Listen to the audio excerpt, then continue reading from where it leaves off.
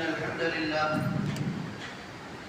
نحمده ونستعينه ونستغفره ونعوذ بالله من شرور أنفسنا ومن سيئات أعمالنا من يهده الله فلا مضل له ومن يضلله فلا هادي له ونشهد أن لا إله إلا الله وحده لا شريك له ونشهد أن محمدا عبده ورسوله يا أيها الذين آمنوا اتقوا الله حق تقاته ولا تموتن إلا وأنتم مسلمون يا أيها الناس اتقوا ربكم الذي خلقكم من نفس واحدة وخلق منها زوجها وبث منهما رجالا كثيرا ونساء واتقوا الله الذي تساءلون به والأرحام إن الله كان عليكم رقيبا يا أيها الذين آمنوا اتقوا الله وقولوا قولا سديدا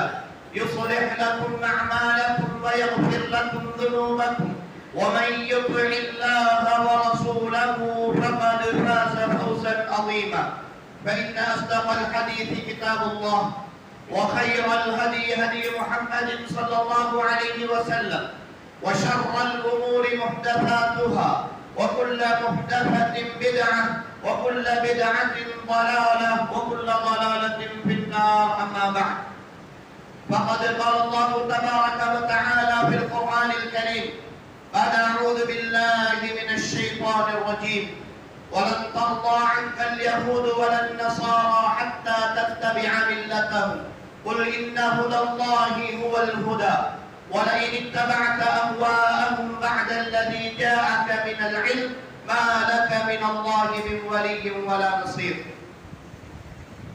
அளவற்ற அருளாளனும் நிகரற்ற அன்புடையோனுமாகிய ஏக வல்லவன் அல்லாஹ்வுக்கே புகழ் அனைத்தும் அல்ஹம்துலில்லாஹ். ஸலவாத்தும் ஸலாமும் சாந்தியும் சமாதானமும் எம்மையிலும் மேலான தலைவர் ஈருலக வழிகாட்டி முஹம்மது முஸ்தபா ஸல்லல்லாஹு அலைஹி வஸல்லம் அவர்கள் மீதும் அவர்கள் சொன்ன சொல்லினை நடந்த வழியினை அனுவனுவாக பின்பற்றி வாழ்ந்த அன்னாரின் தோழர்கள் குடும்பத்தார்கள் தொடர்ந்தவர்கள் துயர்ந்தவர்கள் நல்லவர்கள் நம்மவர்கள் அனைவர்கள் மீதும் என்றென்றும் உண்டாகட்டும் என்று அல்லாஹுவை வேண்டியவனாக அல்லாஹ்வுடைய மாளிகையில் அவன் அழைப்பை ஏற்று வருகை தந்திருக்கிற ஏக வல்லவனாகிய அல்லாஹ்வின் நல்லடியார்களே, அருமை சகோதரர்களே, ரப்புல் ஆலமீனாகிய அல்லாஹ் இந்த விடயங்களை எல்லாம் எங்களுடைய வாழ்க்கையில் எடுத்து நடத்துமாறு கட்டளையிட்டிருக்கிறானோ அந்த விடயங்களை எடுத்து நடப்பதிலும் எந்த விடயங்களை எல்லாம் தவிர்த்து வாழுமாறு எங்களை எச்சரித்திருக்கிறானோ அந்த விடயங்களை எல்லாம் எங்களுடைய வாழ்க்கையில் இருந்து முற்றுமுழுதாக தவிர்த்து நடப்பதிலும் முழுமையாக அல்லாஹ்வை பயந்து கொள்ளுமாறு ஆரம்பமாக என்னையும் அடுத்ததாக உங்களையும் உபதேசித்துக் கொண்டவனாக அன்புக்குரிய ஈமானிய உறவுகளே, நாமெல்லாம் ஒரு புனிதமான மார்க்கத்தில் இருக்கிறோம். அந்த மார்க்கம் தனித்துவமானது, பரிபூரணமானது. அந்த மார்க்கத்தினுடைய சிந்தனைகளும் கோட்பாடுகளும் இந்த உலகை படைத்தாளுகிற ரப்புல் ஆலமீனாகிய அல்லாஹ்வால் எங்களுக்கு தொகுத்தளிக்கப்பட்ட கோட்பாடுகள் என்று நம்பி வாழ்ந்து கொண்டிருக்கிற ஒரு சமுதாயம் நாம். அந்த மார்க்கம்தான் இந்த உலகத்தில் இறுதியானதும் அறுதியானதும் மார்க்கம். அதைவிட சிறந்த ஒரு வழிகாட்டலை, அதைவிட சிறந்த ஒரு வாழ்க்கை முறையை இந்த உலகத்தில் யாரும் அறிமுகப்படுத்திவிட முடியாது. அப்படி அறிமுகப்படுத்தினால் அது அவர்களிடத்தில் இருந்து ஏற்றுக்கொள்ளப்படவும் மாட்டாது என்ற ஆழமான நம்பிக்கையில் ஊறி வாழ்ந்து கொண்டிருக்கிற ஒரு சமுதாயம் நாம். இஸ்லாமி தீனன், யார் இஸ்லாம் அல்லாத ஒரு மார்க்கத்தை தன்னுடைய மார்க்கமாக விருப்ப தெளிவாக கொண்டு வருகிறார்களோ அது அவர்களிடத்தில் இருந்து ஏற்றுக்கொள்ளப்பட மாட்டாது. அவர்கள் நஷ்டவாளர்களாக இருப்பார்கள் என்று அல்லாஹ் தஆலா அவருடைய திருமறையில் ஆழமாக சொல்லுகிற வார்த்தையில் உறுதி கொண்டு வாழ்ந்து கொண்டிருக்கிற சமுதாயம் நாம்.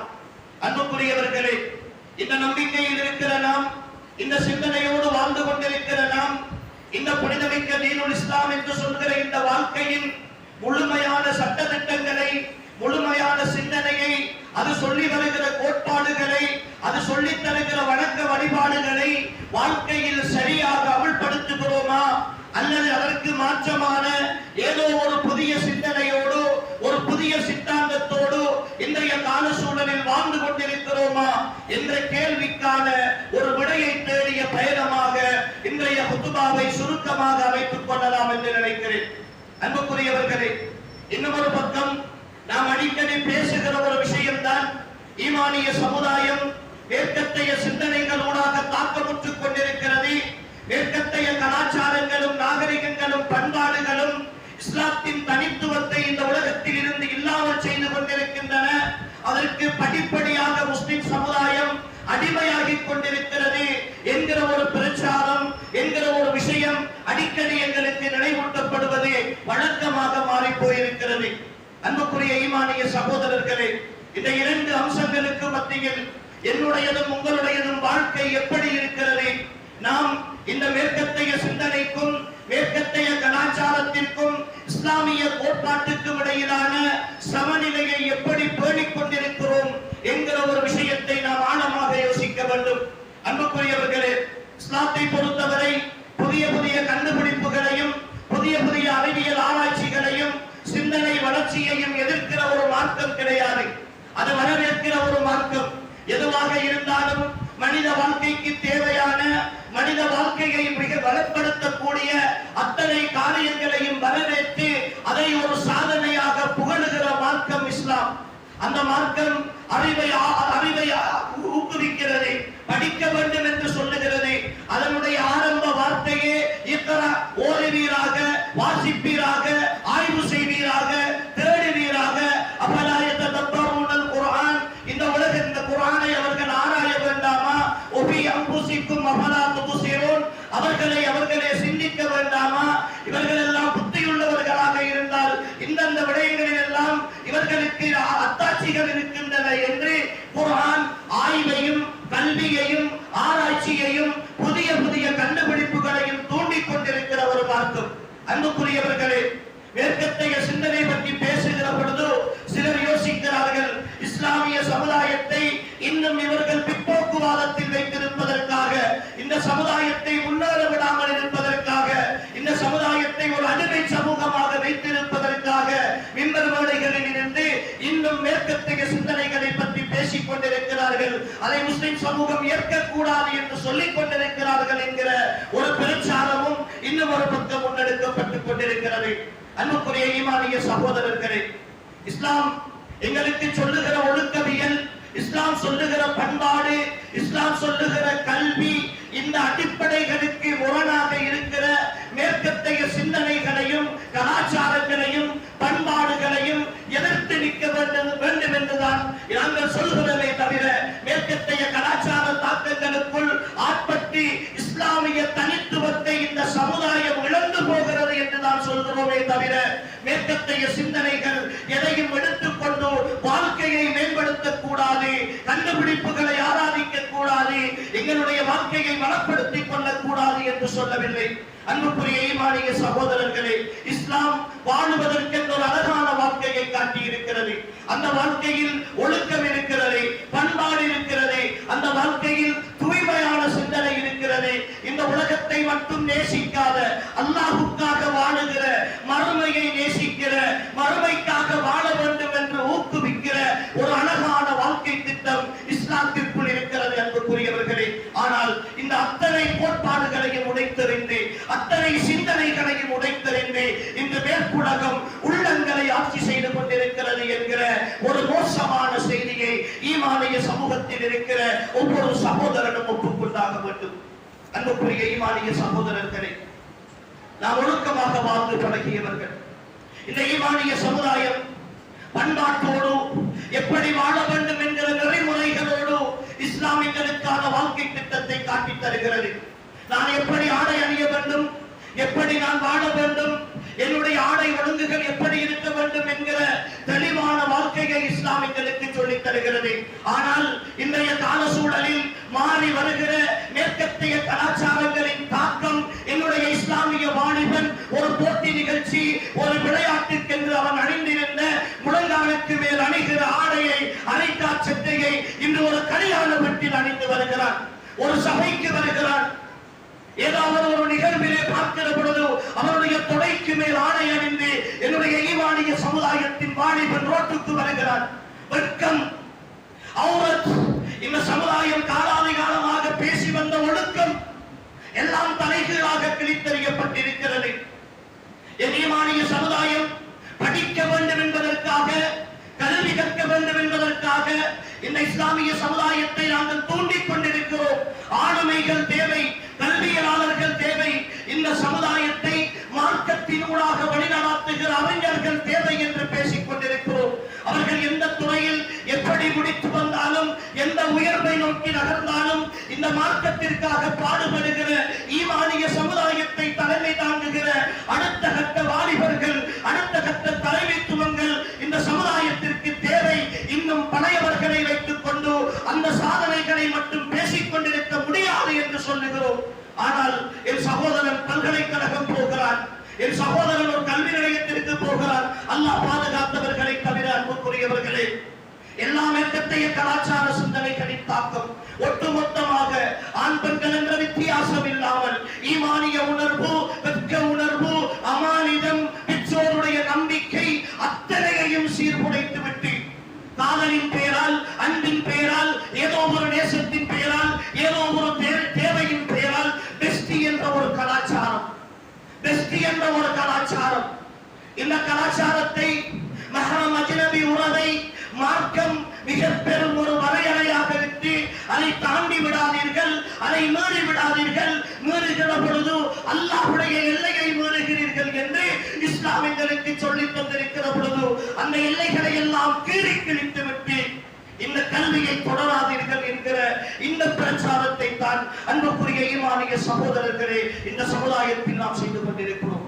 விளைவுகளை சந்தித்துக் கொண்டிருக்கிறோம். உறவுகளை விளைவுகளை சந்தித்துக் கொண்டிருக்கிறோம். திருமணத்திற்கு முன்னரான உறவு, அதன் மூலமாக ஏற்படுகிற கற்பம், அந்த கற்பத்தை கலைப்பதற்காக பெற்றோர்கள் படுகிற பாடு என்று வைத்திய அறிக்கைகளும் ஆய்வுகளும் நாளாந்தம் வெளிவந்து கொண்டிருக்கிற ஒரு சமுதாய சூழலில் வாழ்ந்து கொண்டிருக்கிறோம். மாட்டிக்கொண்டிருப்பது யார் என்று பார்த்தால் ஒரு சில இடங்களில் எங்களுடைய ஈமானிய சகோதரனும் சகோதரியும் வெட்க உணர்வு இல்லாமலாக்கப்பட்ட ஒரு சூழல். அன்புக்குரியவர்களே, இதற்கெல்லாம் காரணம் ஈமானிய சமுதாயத்தின் உள்ளங்களில் மேற்கத்தைய ஒரு சிந்தனையை பிறப்பித்திருக்கிறது, ஒரு உணர்வை ஏற்படுத்தி இருக்கிறது. இந்த உலகம் வாழுவதற்கான உலகம், இந்த உலகம் உனக்கு சொந்தமானது, நீ யாரையும் கவனிக்காதே, நீ உனக்காக வாழ், உன்னுடைய இஷ்டப்படி வாழ், உன்னுடைய விருப்பத்தின்படி வாழ்ந்து வழிவதற்கு தான் இந்த உலகம். யார் எதை சொன்னால் என்ன, யார் எதை பார்த்தால் என்ன என்று சொல்லி இன்றைய வாலிபர்கள் மத்தியில் மோட்டிவேஷன் என்ற பெயரில், ஊக்கமளித்தல் என்ற பெயரில் இந்த உலகத்தை மட்டுமே உள்ளங்களில் புதைக்கிற சடவாத சிந்தனையை இன்றைய மேற்குலகம் கனகச்சிதமாக செய்து கொண்டிருக்கிறது. வாழ வேண்டும், சந்தோஷமாக வாழ வேண்டும். யார் விரும்பினாலும் விரும்பாவிட்டாலும், யார் எதிர்த்தாலும் எதிர்க்காவிட்டாலும் என்னுடைய வாழ்க்கை எனக்காக வாழ வேண்டும். நிற்கிறான் என்னுடைய சகோதரன், தியேட்டர்களில் போய் நிற்கிறான். திருமணம் முடித்த அடுத்த நாள், திருமணத்தின் வருடாந்த நாட்களில் கொண்டாடப்படுகிற நாட்கள், இன்றைய இளைய சமுதாயம் அதை தியேட்டர்களில் கழிக்க வேண்டும், புதிய படங்களை பார்க்க வேண்டும் என்கிற மனோநிலைக்கு வந்து நிற்கிறது. என்னுடைய சகோதரன் கிரவுண்டிலே நிற்கிறான். ஆயிரக்கணக்கில் செலவழித்து கிளப்புகளால் போட்டி நடத்தப்படுகின்றன, விளையாட்டு விழாக்கள், நிகழ்வுகள் நடத்தப்படுகின்றன. 100% முஸ்லிம்கள் செறிந்து வாழுகிற ஊர் என்று பெருமையாக சொல்லுகிறவர்கள் நாம். 100% தொழுகை கடமையானவர்கள் மட்டுமே மைதானத்தில் நிற்கிற நேரம் அல்லாஹு அக்பர், அல்லாஹு அக்பர் என்று வாழ்ந்து சொல்லுகிற பொழுது மைதானத்தில் இருந்து ஒரு 10 நிமிடம் தொழுகைக்காக நேரம் கொடுக்க முடியாத மனோநிலையோடு தான் இன்றைய நிகழ்வுகளை எல்லாம் நடத்தி கொண்டிருக்கிறோம் என்றால் ஈமானிய சமுதாயத்தில் எந்த அளவு தூரம் இந்த மேற்கத்தைய சிந்தனை தாக்கம் செலுத்தி இருக்கிறது என்பதை அன்புக்குரியவர்களை நாம் புரிந்து கொள்ள வேண்டும். என்றுக்காக ஏன் இந்த மைதானங்களில் விளையாட்டு போட்டிகள் நடத்துகிற கிளப்புகளால் ஒரு இடத்தை ஒதுக்கி ஒரு 10-20 பேருக்கேனும் தொழுகிற ஒரு முசல்லாவை ஏற்படுத்த முடியாதா? ஆயிரக்கணக்கில் செலவழித்து போட்டி நடத்துகிறோமே, பள்ளிவாசல் பக்கத்தில் இருக்கிறது. யாரோ ஒரு பாகிஸ்தான் வீரன், யாரோ ஒரு ஆப்கானிஸ்தான் வீரன் அவருடைய விளையாட்டின் நேரத்தில் மைதானத்தில் தொழுகை நடத்தினால் அது புகைப்படமாக வருகிற பொழுது பாருங்கள் இஸ்லாத்தை நிலைநாட்டி விட்டார்கள் என்று ஸ்டேட்டஸ்களிலே வைத்து பெருமைப்படுகிற சகோதரன் அவனுடைய வீட்டுக்கு பக்கத்தில், அவனுடைய பள்ளிக்கு பக்கத்தில் இருக்கிற மைதானத்தில் விளையாடி கொண்டிருக்கிற பொழுது, அன்புக்குரிய ஈமானிய சகோதரர்களே, இந்த சமுதாயத்தின் நிலையை பாருங்கள். தொழுகைக்கு வர முடியவில்லையே. குர்ஆன் மதரசாக்கள், மார்க்கத்தை போதிக்கிற கல்வி நிலையங்களுடைய விழாக்கள் தொழுகை இல்லாமல், தொழுகைக்கான முக்கியத்துவம் இல்லாமல் நடந்து கொண்டிருக்கிற ஒரு வகையான சடவாத சூழலில் வாழ்ந்து கொண்டிருக்கிறோம். அன்புக்குரிய ஈமானிய உறவுகள், ஏற்றுக்கொண்டாக வேண்டும், ஏற்றுக்கொண்டாக வேண்டும். ஆனால் நினைக்கிறோம், இந்த உலக வாழ்க்கை வாழ்ந்து விட்டு போனால் தங்க, இந்த உலக வாழ்க்கை சந்தோஷத்திற்காகத்தானே. எதுவரைக்கும் இந்த சந்தோஷம், எதுவரைக்கும் இந்த சந்தோஷம், எதுவரைக்கும் இந்த நிம்மதி? ஓடிக்கொண்டிருக்கிறோம். வெள்ளிக்கிழமையானால் பீச்சுக்கு போகிற என்னுடைய சகோதரன் நண்பர்களோடு பேசிக் கொண்டிருக்கிறான். தொழுகைக்கான நேரம், பள்ளிவாசலுக்கு தொழுவதற்கு வந்து போவதற்கு முடியாத அளவுக்கான ஒரு சந்தோஷம் இந்த உலக வாழ்க்கையில் என்ன சகோதரர்களே கிடைத்துவிட போகிறது? தொழுகையை விட, படைத்த ரப்புக்கு சுஜூது செய்வதை விட மிகப்பெரிய ஒரு மன அமைதியும் சந்தோஷமும் உங்களுக்கு பீச்சிலே இருக்கிறதா? அப்படி என்றால் அல்ஹினா பிஸ்ஸலாத்தி யா பிலால், பிலாலே தொழுகையை கொண்டு எங்களுக்கு மன நிம்மதி அளியுங்கள் என்ற அல்லாஹ்வின் தூதருடைய வார்த்தை பொய்யானதா? அல்லாஹ்வின் தூதர் என்ற அந்த அற்புத மனிதனுடைய வார்த்தை பொய்யானதா? குர்ரத்து ஐனி பிஸ்ஸலா, என்னுடைய கண்குளிர்ச்சி தொழுகையில் இருக்கிறது என்றார்களே ரசூலுல்லாஹ். இந்த சிந்தனை அப்படியே மாறி போயிருக்கிறதே உறவுகளே. 100% இஸ்லாத்தை பின்பற்றுகிற சமுதாயம், நான் குர்ஆனையும் சுன்னாவையும் பின்பற்றுகிறேன் என்று சொல்கிறேன், அதற்காக வாழுகிறேன் என்று சொல்கிறேன், அதற்காக தனித்திருக்கிறேன் என்று சொல்கிறேன். ஒவ்வொரு ஈமானிய சகோதரனும் உங்களுடைய தொழிலை கொஞ்சம் நினைத்து பாருங்களேன், உங்களுடைய கொடுக்க வாங்கல்களை கொஞ்சம் நினைத்து பாருங்களேன். 100% முஸ்லிம்கள் வாழுகிற இதே ஊரில் தான் அல்லாஹ்வோடு யுத்தம் செய்வதற்கு மனிதர்களை தயார்படுத்துகிற வட்டி வங்கிகள் பகிரங்கமாக தலை நிமிர்ந்திருக்கின்றன. யாரும் கண்டுகொள்ளவில்லை. என் ஈமானிய சகோதரனின் கடை வாடகைக்கு கொடுத்திருக்கிறான் வட்டி வங்கிகளுக்கு.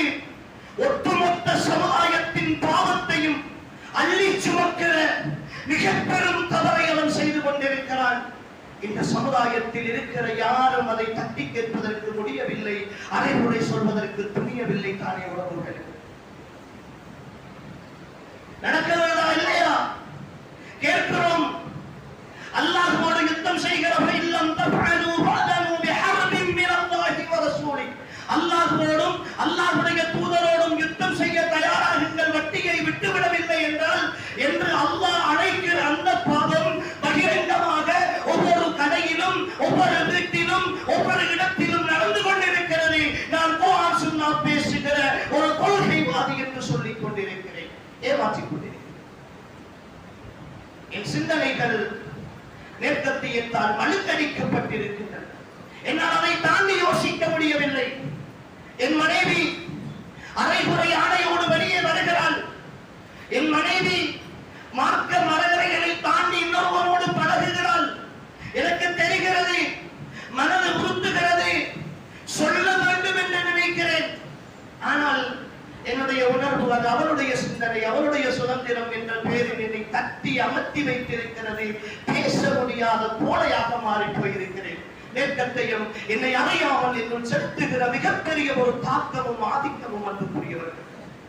ஒவ்வொருவர்களுக்கு இதை அடிபணிந்திருக்கிறோம். வீட்டிலே சினிமா, நாடகம், சீரியல் எல்லாம் போய்கொண்டிருக்கிறது. தொழுகை இல்லாமல் மகன் கிரிக்கெட் பார்த்துக் கொண்டிருக்கிறான். இரவு தூங்குகிற நேரம் சினிமா காட்சிகளையும் நாடகங்களையும் மனைவியும் மகளும் சேர்ந்து பார்த்துக் கொண்டிருக்கிறார்கள். பாவம் என்று மனது துடிக்கிறது, பாவம் என்று மனது துடிக்கிறது. தெரியாமல் இல்லை, தடுக்க முடியவில்லை. ஆதிக்கம் அல்லாஹ்வுடைய மார்க்கத்தை விட, அல்லாஹ்வுடைய அன்பை விட, அல்லாஹ்வின் தூதரின் அன்பை விட இந்த உலகத்தின் படைக்கப்பட்டவர்களுடைய சிந்தனைகளும் சித்தாந்தங்களும் உள்ளங்களில் செலுத்தி இருக்கிற தாக்கம். அன்புக்குரிய ஈமானிய சகோதரர்களே, பாவங்களை தடுக்கிற, அதை பகிரங்கமாக பேசுகிற யாராக இருந்தாலும் அல்லாஹ்வுக்கு முன்னால் அற்பமானவர்கள் தான் என்று நினைக்கிற மனோநிலையை அப்படியே கொன்று குவித்திருக்கிறது. உறவுகள் கொன்று குவித்திருக்கிறது. எல்லாவற்றையும் துடிக்க துடிக்க அனுபவித்துக் கொண்டிருக்கிறோம். மகனின் சந்தோஷத்திற்காக பர்த்டே கொண்டாடுகிற தந்தைமார். அடிக்கடி சொல்லி இருக்கிறோம், புரிந்து கொள்ளவில்லை. உங்கள் மகனின் சந்தோஷத்தை விட இந்த உலகத்தை படைத்த ரப்பினுடைய சந்தோஷம் தான் என் வாழ்க்கையில் முக்கியம் என்று புரிந்து கொள்ள முடியவில்லை. ஆனால் அல்லாஹ்வே ரப்பாக ஏற்றுக்கொண்ட மனிதன் அவன். அல்லாஹ்வே ரப்பாக ஏற்றுக்கொண்ட மனிதன் அவன். இன்று அன்புக்குரியவர்களே, இபாதத்துகள் ஆச்சரியமாக பார்க்கப்படுகிற சூழல். முன்சபிலே வந்து நின்று ஒரு டாக்டர் தொழுதால், ஒரு ப்ரொஃபசர் தொழுதால், ஒரு இன்ஜினியர் தொழுதால், பாருங்கள், ஒரு டாக்டர் வந்து சுபகு தொழுது விட்டு போகிறார், ஒரு இன்ஜினியர் வந்து சுபகு தொழுது விட்டு போகிறார், ஒரு படித்தவர் வந்து சுபகு தொழுது விட்டு போகிறார் என்று ஆச்சரியமாக பேசுகிற சமூகம். அவர்களாலே தொழ வேண்டும்? அவர்கள் விதிவிலக்கானவர்களா? ஒரு பாமரனுக்கான கடமையா தொழுகை? ஒரு திருமணம் மார்க்க முறைப்படி நடந்தால், பாருங்கள், இவர் மார்க்க முறைப்படி திருமணம் முடித்திருக்கிறார் என்று அவரை சிலாகித்து பேசுகிற சமுதாயமாக மாறி இருக்கிறோம். உறவுகளே, அடிப்படை அதுதானே, அடிப்படை அதுதானே. இரண்டு கால்களுடனும் இரண்டு கைகளுடனும் பிறந்த குழந்தையை எவனாவது இரண்டு கால்களுடனும் கைகளுடனும் பிறந்திருக்கிறது என்று ஆச்சரியமாக பேசுவானா? ஏதாவது ஒரு வித்தியாசம் இருந்தால் தான் ஆச்சரியமாக பேச வேண்டும். ஆனால் எங்களை வேர்க்கத்தையும் எங்கு கொண்டு வந்து வைத்திருக்கிறது தெரியுமா? மார்க்கத்தை பின்பற்றுவது ஆச்சரியம். அந்த மார்க்கத்திற்குள் வாழ்தல் என்பது ஆச்சரியம். அல்லாஹ்வுக்கு கட்டுப்பட்டு நடத்தல் என்பது ஆச்சரியம். பஜாரிலே யாராவது ஒரு மார்க்கத்தில் அல்லாஹ்வை பயந்த ஒரு கடைக்காரன், இவர் வங்கியோடு தொடர்பில்லை என்றால், அத்தியாவசிய தேவைகளுக்கு மட்டும்தான் தொடர்பாக இருக்கிறார் என்றால், அவரை பார்த்து ஆச்சரியமாக பேசுகிறோம். இவருக்கும் வங்கிக்கும் எந்த தொடர்பும் இல்லை. என்ன சகோதரர்களே இந்த மார்க்கம்? எங்கு வந்து நிற்கிறோம் தெரிகிறதா? அப்படி என்றால் அல்லாஹ்வுடைய தீனை, அல்லாஹ்வுடைய மார்க்கத்தை 100% முஸ்லிம்களாக வாழ்ந்து கொண்டிருக்கிற, முஸ்லிம் பிரதேசத்தில் வாழுகிற நாங்கள் ஒவ்வொருவரும் பின்பற்றுவது ஆச்சரியமாக பார்க்கப்படுகிற ஒரு நிலை இந்த சமுதாயத்தில் தோன்றி இருக்கும் என்றால், எந்த அளவு தூரம் இந்த மார்க்கத்தை விட்டு நாம் பின்னோக்கி சென்றிருக்கிறோம் என்பதை ஒவ்வொரு ஈமானிய சகோதரனும் மிக தெளிவாக புரிந்து கொள்ள வேண்டும். உறவுகளே, நாம் எங்களை அறியாமல் வேற்றுலகின் சிந்தனைக்கு அடிமைப்பட்டு போய் கிடக்கிறோம். உறவுகள், அடிமைப்பட்டு போய் கிடக்கிறோம். என் ஆடைகளை அவன் தீர்மானிக்கிறான், என் செலவுகளை அவன் தீர்மானிக்கிறான். ஒரு காலத்தில் என்னுடைய வாலிப சகோதரனிடத்தில் கரண்டை காலுக்கு கீழே ஆடை போடுங்கள் என்று சொன்னால், ஆடை உடுங்கள் என்று சொன்னால், அதை கரண்டை காலுக்கு மேலே கொஞ்சம் உயர்த்துங்கள் என்று சொன்னால் அதை அவலட்சணமாக பார்த்தார்கள். இவர்கள் இப்படித்தான் என்று சொன்னார்கள். யாரோ ஒருத்தன் தன்னுடைய கரண்டை கால் சட்டையை இறுக்கமாக தைத்து கொஞ்சம் கரண்டை காலுக்கு மேலே இழுத்து போட்டு அதை நாகரிகம் என்று காட்டினார். இன்று என்னுடைய வாலிபர்கள் சொப்பின் பேக்குவை காலிலே போட்டுக் கொண்டு கால்சட்டை போடுகிறார்கள். இறுக்கமாக தைத்து காலுக்குள்ளே நேரடியாக போகவில்லை, காலிலே சொப்பின் பேக் போட்டு அதை இழுத்து போட்டு கரண்டை காலுக்கு மேலே போடுகிறார்கள். கேட்டால் அது சுண்ணாவுக்கானதல்ல, யாரோ ஒருத்தன் செய்ததற்காக. மாறி போயிருக்கிறோம். எங்களுடைய தீர்மானங்கள் எல்லாம் யாரோ ஒருத்தர் தீர்மானிக்கிறார். தாடி வையுங்கள், அது சுன்னத் என்று சொல்லப்படுவதெல்லாம் படித்தறிந்து விட்டு ஹராத்தோடு திரிந்தவர்கள் என்னுடைய வாலிபர்கள் என்று தாடி வைக்கிறார்கள். டிசைனாக ஒரு பக்கம் கூறாகவும், இன்னொரு பக்கம் கோளாகவும், இன்னொரு பக்கம் அலங்கோலமாகவும், பார்ப்பதற்கு அசிங்கமாக அல்லாஹ்வின் தூதர் என்று சொன்ன ஒரு அழகான ஆளுமை, ஒரு அழகான மனிதர் இந்த பூமியில் காட்டிய ஒரு சுண்ணாவை இப்படியெல்லாம் கேவலப்படுத்துகிற சமுதாய சூழலில் அன்புக்குரியவர்களே, இந்த வேறுபுலகம் என்னையும் உங்களையும் கொண்டு வந்து வைத்திருக்கிறது. புரிகிறதா? அல்லாஹ்வுடைய வார்த்தை எவ்வளவு சத்தியமானது என்று புரிகிறதா? வலம் தர்லா அன்கல் யஹூது வலன் நஸாரா ஹத்தா தத்தபிஅ மில்லத்தஹும். யூதர்களும் கிறிஸ்தவர்களும் அல்லாஹ் சொல்லுகிறான், 1400 ஆண்டுகளுக்கு முன்னால் அல்லாஹ் சொன்ன அற்புதமான வார்த்தை என்புக்குரியவர்கள். யூதர்களும் கிறிஸ்தவர்களும் அவர்களுடைய மார்க்கத்தை நீங்கள் பின்பற்றாத வரைக்கும் அவர்கள் உங்களை ஒரு காலமும் பொருந்திக் கொள்ளவே மாட்டார்கள் என்கிறார் அல்லாஹ் தஆலா. பார்க்கிறோமா இல்லையா? முஸ்லிம் என்ற பெயரோடு மேற்கத்தியர்களாக உருமாறி வாழ்ந்து கொண்டிருக்கிறோமே, அல்லாஹ் பாதுகாத்த சகோதரர்களை தவிர இந்த உலகத்தில் சத்தியத்தை பேசிய என் தலைவர் முஹம்மது ஸல்லல்லாஹு அலைஹி வஸல்லம் தெளிவாக சொன்னார்களே, லதத்தபிஅன்ன ஸனன மன் கான கப்லக்கும், உங்களுக்கு முன்பிருந்தவர்களுடைய வழிமுறைகளை நீங்கள் பின்பற்ற ஆரம்பிப்பீர்கள். சிபரன் பிசிபரின், சான் சானாக, திராஅன் பிதிராஇன், முலம் முலமாக பின்பற்றுவீர்கள். எந்த அளவுக்கு என்றால் அவர்கள் ஒரு உடும்பின் பொத்திலே போய் புகுந்தாலும் நீங்களும் அதற்குள்ளே போய் சேருவீர்கள் என்றார்களே ரசூல் ஸல்லல்லாஹு அலைஹி வஸல்லம். ஆதிக்கம் செலுத்துகிறதா இல்லையா அன்புக்குரியவர்கள்? ஆதிக்கம் செலுத்துகிறதா இல்லையா? பள்ளிவாசலுக்கு 100 ரூபாய் கொடுக்க முடியாத ஒரு சகோதரன் வீணாக செலவு செய்வதற்கு லட்சங்களை கொண்டு போய் கொடுக்கிறானே. சதகாக்கள் கூட விளம்பரங்களாக மாறி போயிருக்கிறது. பேனர் வைத்து போட்டோ பிடித்து விளம்பரப்படுத்தி அவனுடைய பெயரை எங்கோ ஒரு இடத்தில் பொறித்தால் மட்டும்தான் காசு கொடுப்பேன், சதகா செய்வேன், என் பெயர் பேசப்பட வேண்டும் என்று நினைக்கிற ஒரு மோசமான மனோநிலைக்கு எங்களை கொண்டு போய் வந்து வைத்திருக்கிறது. உதவிகள் கூட அதை பெறுபவர்களுக்கு உபத்திரவமாக மாறி போயிருக்கிற ஒரு சமுதாய சூழலில் அல்லவா அன்புக்குரியவர்களை வாழ்ந்து கொண்டிருக்கிறோம். புரிகிறதா? மெல்ல மெல்ல மேற்கத்தியர்களாக எப்படி மாறிக்கொண்டிருக்கிறோம் என்பது புரிகிறதா? அன்புக்குரியவர்களே, இதற்காகத்தான் சொல்லுகிறோம், இஸ்லாமிய தனித்துவத்தை இழக்காதீர்கள். இது அல்லாஹ்வுடைய மார்க்கம்.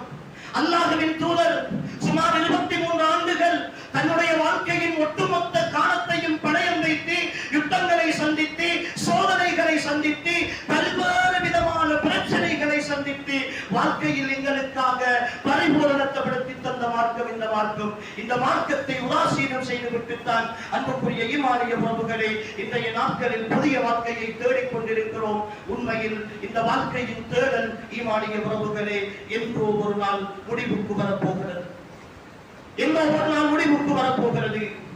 அந்த முடிவுதான் அன்புக்குரியவர்களே சொல்லுகிறார்களே, இந்த உலகம் உனக்கானது, நீ விரும்பியவாறு வாழ்ந்து விட்டு போ, இந்த உலகத்தில் நீ அனுபவிக்க வேண்டியதை அனுபவி, யார் எதை சொன்னாலும் பரவாயில்லை என்று எங்களை ஊக்கப்படுத்தி ஊக்கப்படுத்தி ஊக்கப்படுத்தி புதை குழியிலே கொண்டு போய் தள்ளி விடுகிறார்களே. இந்த வார்த்தைகளுடைய யதார்த்தம் கண் மூடுகிற வேளையில் தான் அன்புக்குரிய ஈமானிய உறவுகளே எனக்கும் உங்களுக்கும் புரியும் என்பதை நாம் ஒவ்வொருவரும் மிக தெளிவாக புரிந்து கொள்ள வேண்டும். எல்லாம் வல்ல அல்லாஹ் தஆலா என்னையும் உங்களையும் பொருந்திக் கொள்வானாக. அவனுடைய வாழ்க்கைக்காகவே வாழ்ந்து அவனுடைய மார்க்கத்திற்காகவே வாழ்ந்து மரணிக்கக்கூடிய நல்ல மக்களுடைய கூட்டத்தில் அல்லாஹ் நம் அனைவரையும் சேர்த்தருள்வானாக. வஆகிரு தஅவானா அல்ஹம்துலில்லாஹி ரப்பில் ஆலமீன்.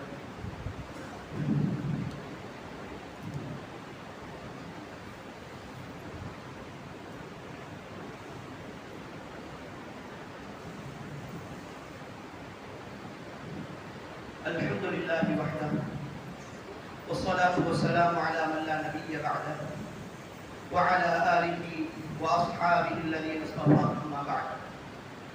அன்புக்குரிய ஈமானிய உறவுகளே, மேற்குலக சிந்தனைகளும் சித்தாந்தங்களும் மெல்ல மெல்ல எங்களுடைய உள்ளங்களை இது அதற்குரிய சிந்தனை தான் என்று கூட தெரியாமல் ஆக்கிரமித்துக் கொண்டிருக்கிற இன்றைய சூழலில் எம் ஈமானிய வாலிபர்கள் மிக நிதானமாக நடக்க வேண்டிய ஒரு கட்டத்தில் இருக்கிறோம்.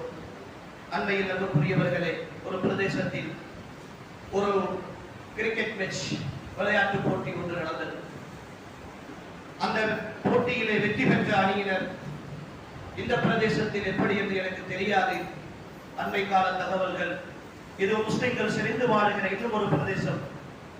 வெற்றி பெற்ற சகோதரர்கள் தங்களுடைய வெற்றி கிண்ணத்தை கையிலே ஏந்தி கொண்டு ஒவ்வொரு வீதியாக மோட்டார் சைக்கிளிலே நூற்றுக்கணக்கானவர்கள் சேர்ந்து ஒரே நேரத்தில் ஹார்ன் அடித்துக் கொண்டு கடந்து போகிறார்கள். மக்ரிப் தொழுகைக்கான நேரம். அல்லாஹ்வுடைய பள்ளிவாசலில் இமாம் தொழுகை நடத்தி கொண்டிருக்கிறார். எல்லோரும் தொழுது கொண்டிருக்கிறார்கள். மிக அதிகமான இரைச்சல், கூச்சல். அல்லாஹ்வுடைய மாளிகைக்குரிய அந்த தொழுகை நேரத்துக்குரிய எந்த ஒரு கண்ணியமும் இல்லாத நிலையில் என் வாலிபர்கள் அந்த மோட்டார் சைக்கிளில் வேகமாக எல்லோரும் ஒன்று சேர்ந்து போர் அடித்துக் கொண்டு போகிற பொழுது அந்த பள்ளியிலே தொழுகையை முடித்து விட்டிருந்த பெரும்பாலான சகோதரர்கள் சாபமிட்டார். பெரும்பாலான சகோதரர்கள் சாபமிட்டார். ஒரு வெற்றி, அந்த வெற்றியை கொண்டாடுகிறோம் என்ற பெயரில் இன்று இந்த கலாச்சாரத்தை எனக்கும் உங்களுக்கும் அறிமுகப்படுத்தியது யார் சகோதரர்கள்? வாலிபர்கள் சிந்திக்க கூடாதா? அல்லாஹ்வுடைய பள்ளிவாசலில் உனக்குத்தான் தொழுவதற்குரிய நசீபு கிடைக்கவில்லை, அந்த இடத்தில் இருந்து அல்லாஹ் உன்னை தூரப்படுத்தி இருக்கிறான். பள்ளியில் தொழுது கொண்டிருக்கிற, உள்ளச்சத்தோடு இருக்கிற, இஹ்லாஸோடு பள்ளிக்கு வந்திருக்கிற, தக்பீரில் இருக்கிற நிலையில் அவனுடைய தொழுகையையும் பாழாக்குகிற நிலையில் இப்படி ஒரு செயலை செய்துவிட்டு போகிற இந்த கேவலமான, இந்த மோசமான சிந்தனைகளை எல்லாம் எங்கிருந்து சகோதரர்களை படித்துக் கொண்டோம்? ஈமான் உறுத்தவில்லையா? அல்லாஹ்வுடைய பயம் இல்லையா? அல்லாஹ் உங்களை பிடிப்பான் என்கிற அந்த பயம் இல்லையா? கொண்டிருக்கிறோமே. பாடசாலை கலைகிற நேரங்களிலும், பகுதி நேர வகுப்புகள் கலைகிற நேரங்களிலும், வீதிகளில் என் பெண் சமுதாயம், இளம் யுவதிகள் வர முடியாமல் ஆண்மையை இழந்து சந்தி சந்தியாக நின்று அவர்களை வம்புக்கு இருக்கிற சமுதாயம் என் வாலிபர் சமுதாயமாக மாறி போயிருக்கிற பொழுது, இந்த ஆண்மையற்றவர்கள், இந்த தைரியமற்றவர்கள், தன்னுடைய தரத்தை உணராதவர்கள் தான் நாளைய சமுதாயத்தை தலைவராக போகிறார்களா? இந்த கலாச்சாரத்தை யார் கொண்டு வந்து தந்தது? என் சமுதாயத்தில் பெண் பிள்ளைகள் படிக்க வேண்டும், அவர்கள் நாளை டாக்டர்களாக இந்த சமுதாயத்தை தூக்கி நிறுத்துகிற நல்ல சமூக பணியாளர்களாக வர வேண்டும் என்று ஆசைப்பட்டு ஒவ்வொரு தந்தையும் ஒவ்வொரு சமூக தலைவனும் பாடுபட்டுக் கொண்டிருக்கிற பொழுது, உங்களுடைய அவலட்சணமான இந்த செயற்பாடுகளால் மோசமுள்ள, பயமுள்ள எத்தனை பெற்றோர்கள் தங்களுடைய பிள்ளைகளை படிக்க அனுப்பாமல் வீடுகளுக்குள் வைத்திருக்கிறார்கள் என்று தெரியுமா உங்களுக்கு? இந்த சமுதாயத்திற்கு வர வேண்டிய மிக பெரும் ஆளுமைகளை கெடுத்து குட்டிச்சுவராக்கிய ஒட்டுமொத்த சமுதாயத்தின் பாவத்தையும் சுமந்து கொண்டல்லவா அவருக்குள் போக போகிறோம் என்றாவது யோசித்திருக்கிறோமா? திருமண கலாச்சாரங்களை பற்றி 1000 தடவைகள் பேசி இருக்கிறோம் அன்புக்குரியவர்களே. மீண்டும் அதை பேசி பேசி பழையதை கிளற விரும்பவில்லை, ஆனால் செய்து கொண்டுதானே இருக்கிறோம். மாப்பிள்ளை பார்க்க போவதில் இருந்து, திருமணம் முடித்து வைத்ததில் இருந்து அத்தனை கலாச்சாரங்களும் நாம் செய்வது இஸ்லாமா? என்ன சகோதரர்கள் இந்த பூமியில் வாழ்ந்து கொண்டிருக்கிறோம்? நாம் எல்லாம் மௌத்தாகுவதில்லையா? எமக்கெல்லாம் இந்த வாழ்க்கையை தந்த அல்லாஹ் என்னையும் உங்களையும் அவதானித்துக் கொண்டிருக்கிறானே என்கிற பயம் இல்லையா? அந்த பயத்தில் வாழுகிற ஒருத்தராக நான் இருந்தால் கொஞ்சம் மாற்றி யோசியுங்களேன் அன்புக்குரியவர்களே. இந்த உலகத்தில் நான் அவனுக்கு மாற்றமாக செய்கிற ஒவ்வொரு பாவங்களின் பொழுதும், தவறுகளின் பொழுதும் அந்த ரப்பு என் வாழ்க்கையில் ஒவ்வொரு தண்டனையை அவருடைய நியதியாக நியமித்திருந்தால் அன்புக்குரியவர்களே, நான் பாவத்தை பார்க்கிற பொழுது என் பார்வையை மறைத்துக் கொள்வதும், நான் பாவத்தை பேசுகிற பொழுது என் நாவினுடைய பேச்சை எடுத்துக் கொள்வதும், என் சிந்தனைகளை பாவத்தை நோக்கி நகர்த்துகிற பொழுது என் மூளையின் சிந்தனையை எடுத்து அவன் என்னை பைத்தியமாக்குவதும் தான் அல்லாஹ்வுடைய நியதி என்றிருந்தால் அன்புக்குரியவர்களே, இந்த உலகத்தில் நாம் எப்படி சந்தோஷமாக வாழ்ந்திருக்க வேண்டும்? இவையெல்லாம் பார்த்துக் கொண்டு, இவையெல்லாம் சகித்துக் கொண்டு, எனக்கு இன்னும் இன்னும் அருள் புரிந்து கொண்டு, என் காலிலும் என் கையிலும் என் வாழ்க்கையிலும் என் சந்தோஷத்திலும் எனக்கு நிலையான குறையில்லாத தந்து கொண்டிருக்கிற ரப்புக்கு நாம் செய்கிற நன்றி கடன் இன்னும் இன்னும் அவனுக்கு மாறு செய்வதுதானா சகோதரர்களே? அல்லாஹ்வுக்காக சொல்லுகிறோம் அவர்களை, அல்லாஹ்வை நேசியுங்கள், அல்லாஹ்வை நேசியுங்கள். இந்த உலகம் நிரந்தரமற்றது. யார் எதை சொன்னாலும் சரி, யார் எப்படி பேசினாலும் சரி, நாம் மேற்கொண்டிருக்கிற வாழுகிற இந்த வாழ்க்கையில் இருக்கிற மேற்கத்தைய சித்தாந்தங்கள், சிந்தனைகளை அறியாமல் ஆக்கிரமித்திருக்கிற உணர்வுகள் அன்புக்குரியவர்களே என்றோ ஒரு நாளைகளை அடிக்கும், என்றோ ஒரு நாளைகளை அடிக்கும். கை சேதப்படுவோம் உறவுகளே, அல்லாஹ்வுடைய சன்னிதானத்தில் கை சேதப்படுவோம். இது அல்லாஹ்வுடைய உலகம், அல்லாஹ் தந்த வாழ்க்கை, அல்லாஹ் தந்த நியமத்துக்களை அனுபவித்துக் கொண்டு வாழுகிற இந்த பயணத்தில் என் ஈமானிய சகோதரர்களே, அல்லாஹ்வுக்காக வாழ்தலை ஏன் சுமையாக பார்க்கிறோம்? தைரியம் இழந்து போயிருக்கிறோம் உறவுகளே. என் தோல்விகளுக்கான காரணம் புரிகிறதா? 2019 ஈஸ்டர் தாக்குதலுக்கு பின்னால் அந்த பயங்கரவாதத்தை முழுமையாக எதிர்த்தவர்கள் நாம். ஆனால் அந்த தாக்குதலோடு நிறைய பேர் அன்புக்குரியவர்களே இபாதத்துகளில் இருந்து மெல்ல மெல்ல தூரமாகிவிடும். கசப்பான ஒரு உண்மை, ஒரு சோதனை, அல்லாஹ் தந்த ஒரு சோதனை. அந்த சோதனையில் இல்லையா அல்லாஹ் நான் என்று முன்னோடு தான் இருக்கிறேன் என்கிற உணர்வை மீண்டும் மீண்டும் பறைசாட்ட வேண்டிய சமுதாயம். அல்லாஹ்வை விட்டு தூரமாக முடியாத ஒரு சமுதாயம், அல்லாஹ்வுடைய அருளை மட்டுமே ஆதரவு வைக்க வேண்டிய ஒரு சமுதாயம். அன்புக்குரியவர்களே, அல்லாஹ்வை விட்டு ஒட்டுமொத்தமாக தூரமாகி இருக்கிறோமே. வியாபாரத்திலும் அப்படி இருக்கிறோம், குடும்ப வாழ்க்கையிலும் அப்படி இருக்கிறோம், ஏனைய நண்பர்களுடைய பழகுவதிலும் அப்படி இருக்கிறோம், சொந்த இபாதத்துகளிலும் அப்படி இருக்கிறோம் என்றால் அன்புக்குரியவர்களே, இந்த வாழ்க்கையில் எங்களை விட்டு கடந்து போன பலரை கொஞ்சம் நாம் சிந்திக்க கூடாதா?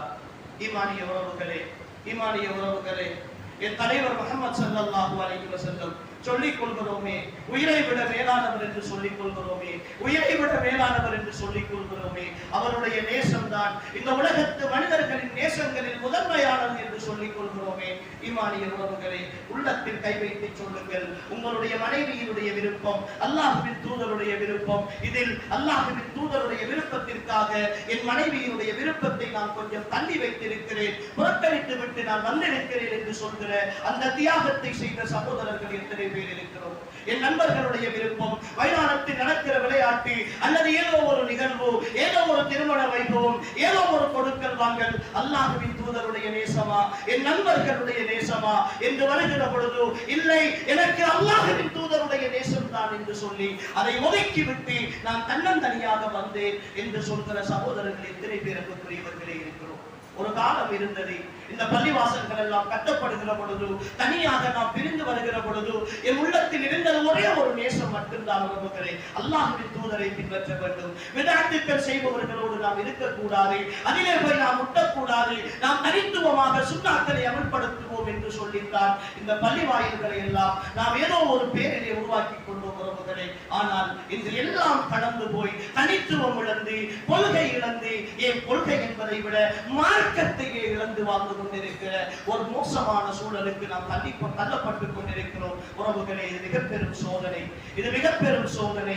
இது மறுமையினுடைய அடையாளம். மார்க்கத்தை அப்படியே முழுமையாக தூக்கி வீசிவிட்டு அன்புக்குரியவர்களே, அல்லாஹ் அருள் பாலித்த ஒரு சிலரை தவிர ஒட்டுமொத்தமாக எல்லோரையும் சொல்லவில்லை. அன்புக்குரியவர்களே, அல்லாஹ்வுக்காக வாருங்கள், வேண்டுவோம். அன்புக்குரியவர்களே, தௌபா செய்வோம். ஒருவேளை பேசிக் கொண்டிருக்கிற எனக்கு இந்த மிம்பரில் இருந்து இறங்குகிற நிச்சயம் இல்லாத இந்த வாழ்க்கை, இதோ பள்ளிக்கு வந்திருக்கிற இந்த நூற்றுக்கணக்கான சகோதரர்கள், உங்களில் யார் உங்களுடைய மனைவிமார் சமைத்து வைத்திருக்கிற சாப்பாட்டை போய் சாப்பிடுவதற்கு உங்களுக்கு உயிர் இருக்கும் என்று சொல்ல முடியாத இந்த பயணத்தில் யாரை சகோதரர்களை புறக்கணிக்கிறோம்? யாரை புறக்கணிக்கிறோம் தெரியுமா? கண்மூடியதற்கு பின்னால் எவன் தன்னுடைய கருணையை கொண்டும் அன்பை கொண்டும் என்னுடைய வாழ்க்கையை பலப்படுத்த வேண்டுமோ, என் சுவனத்தை நெறிப்படுத்த வேண்டுமோ, என் வாழ்க்கையின் சந்தோஷங்களை நிரந்தரமாக தர வேண்டுமோ, எவனுடைய அருளை தவிர வேறு அருள் யாருடைய சிபாரிசும் ஏற்றுக்கொள்ளப்பட மாட்டாதோ அந்த ரப்புல் ஆலமீனோடு போராடி விளையாடி கொண்டிருக்கிறோம் உறவுகளே. அல்லாஹ்வை பயந்து கொள்வோம், அல்லாஹ்வை பயந்து கொள்வோம். எங்களை அறியாமல் எங்கள் உள்ளங்களில் தாக்கமுற்று இருக்கிற வேட்கத்தைய சிந்தனைகளை கொஞ்சம் கொஞ்சமாக களைவோம். அல்லாஹ்வுடைய தீன் என்ன சொல்கிறது என்பதை முதலிலிருந்து மீண்டும் படிப்போம். அல்லாஹ்வின் தூதருக்காக வாழுவோம், அல்லாஹ்வுக்காக வாழுவோம். அந்த வாழ்க்கை வேண்டுமானால் இந்த உலகத்தில் பிற்போக்கான வாழ்க்கையாக இருக்கலாம், இந்த உலகத்தில் யாரையும் சந்தோஷப்படுத்தாத வாழ்க்கையாக இருக்கலாம், யாருடைய வெறுப்பையாவது சந்திக்கிற வாழ்க்கையாக இருக்கலாம். ஆனால் அல்லாஹ்வுடைய சந்தோஷம் இருக்கிறது, அல்லாஹ்வுடைய திருப்தி இருக்கிறது. யா அய்யத்துஹன் நஃப்ஸுல் முத்மஇன்னா, அமைதி அடைந்த ஆத்மாவே, இர்ஜிஇ இலா ரப்பிகி ராதியத்தன் மர்தியா, உன்னுடைய ரப்பின்பால் பொருந்திக் கொள்ளப்பட்ட நிலையிலும், ரப்பை பொருந்திக் கொண்ட நிலையிலும் நீ வெளிவா. வதுஹுலி ஃபீ இபாதி வதுஹுலி ஜன்னதி, உன்னுடைய நல்லடியார்களிலும் உன்னுடைய சுவனத்திலும் நீ நுழைந்து விடு என்கிற அந்த அற்புதமான வார்த்தையோடு உயிர் பெறுகிற நல்ல மக்களாக அன்புக்குரியவர்களை நானும் நீங்களும் மாற வேண்டும். அந்த வாழ்க்கைக்காக இந்த அழைப்பை விடுக்கிறோம். வேர்க்கத்தையும் இன்று எங்களை அப்படியே குழி தோண்டி புதைத்து கழுத்து வரைக்கும் புதைத்துக் கொண்டிருக்கிறது. முழுமையாக தலையையும் புதைப்பதற்கு முன்னால் கொஞ்சம் சுதாரித்துக் கொள்வோம். அல்லாஹ்வுடைய தீனை இனிமேலாவது எங்களுடைய வாழ்க்கையில் அமல்படுத்துவோம். எல்லாம் அல்லாஹ் தஆலா என்னையும் உங்களையும் பொருந்திக் கொள்வானாக. வாழும் காலமெல்லாம் அவனுக்கு கட்டுப்பட்டு வாழ்ந்த நல்லவர்களாக வாழ்ந்து இந்த உலகத்தை விட்டு மரணிக்கின்ற பொழுதும் உண்மையான முஃமின்களாக, முத்தகீன்களாக, சாலிஹீன்களாக, சித்தீகீன்களாக, சுஹதாக்களாக வாழ்ந்து மரணிக்கக்கூடிய வாய்ப்பையும் பாக்கியத்தையும் அல்லாஹ் எம் அனைவருக்கும் நசீபாக்குவானாக. ஹாதா மா இன்தி வல் இல்மு இன்தல்லாஹ் வ ஆகிரு தஅவானா அல்ஹம்துலில்லாஹி ரப்பில் ஆலமீன்.